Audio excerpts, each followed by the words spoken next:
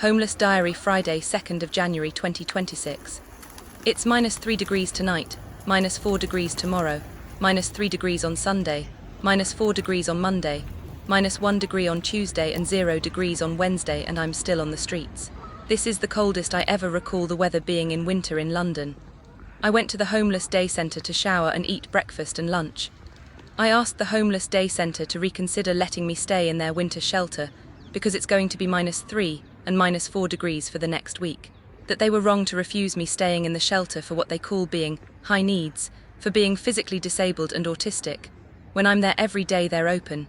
Yet they've not offered me any support or care, so obviously they were wrong. They refused me again staying in the winter shelter. They said they don't consider me homeless because I'm fleeing violence and domestic violence. I told them that domestic abuse is the #1 cause of homelessness for women.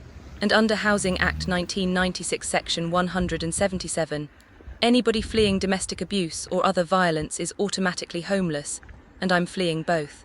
They clearly don't know the homelessness legislation and are discriminating against me both for being disabled and a woman, which is disability discrimination and sex discrimination under the Equality Act 2010. I called Thamesreach Homeless Outreach about SWEP, Severe Weather Emergency Protocol, which only runs when the temperature is 0 degrees or below. They didn't answer the phone, so I left a voicemail. They called me back many hours later to tell me they had a SWEP shelter for me. The SWEP shelter is another St Mungo's crack house. Thamesreach Homeless Outreach team previously sent me to a St Mungo's crack house on Mare Street, Hackney for 3 days. I walked out after 2 nights because the second-hand crack smoke left me suffocating, nauseous, faint, and caused me a sore throat. This crack house is called St Mungo's Church Walk N16, a women's hostel. Again, I am suffocating, nauseous and faint from the second-hand crack smoke. Choices, choices, choices. Do I breathe in crack smoke or leave to sleep in my tent in -4 degrees? Free food, what I eat in a day as homeless. Free breakfast at Homeless Day Centre, muesli, 2 fried eggs, mushrooms and baked beans, mug of milk. Free lunch at Homeless Day Centre, veg, rice, curry and lots of grated cheese. Blueberry crumble.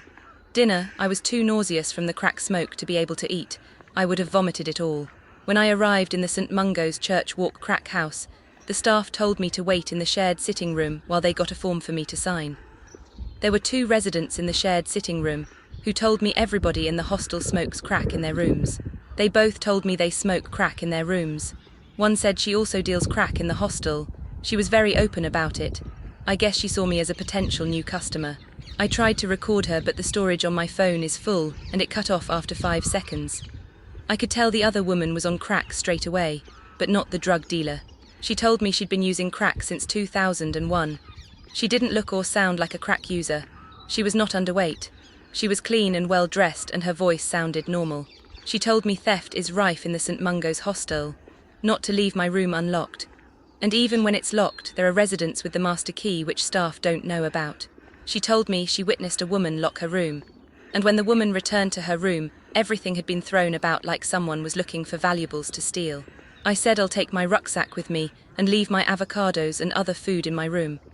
She told me to take everything with me because they will steal my avocados. The same crack smell as in the other St Mungo's crack house. I just arrived and was already suffocating, feeling nauseous, faint and had a sore throat. The bedroom was filthy and in poor condition. They did clean it before sending me there. I found the remains of a cannabis joint on the window sill and crack burns on the wash basin surface. I was wearing my 2 feather-down jackets with my hood up, the same I normally have in my tent.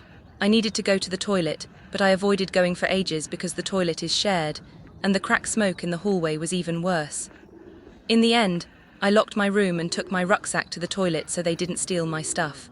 I found the bathroom, it was disgusting. No better than the bathroom in the other crack den shelter. I had food in a bag, bread, avocados, hummus, yogurt and blueberries, but felt too nauseous to eat. I would have vomited it all. I barricaded the bedroom door with the fridge in case someone decided to come rob me with the master key while I was asleep. It's not like I needed a fridge, because the whole room is a -3 degrees fridge. And anyway, I didn't have anything that needed to be refrigerated, other than milk which I drank before I went to sleep.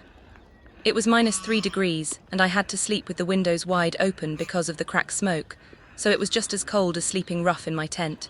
I slept in my clothes with one of my feather-down jackets on in my -7 degrees sleeping bag under the duvet.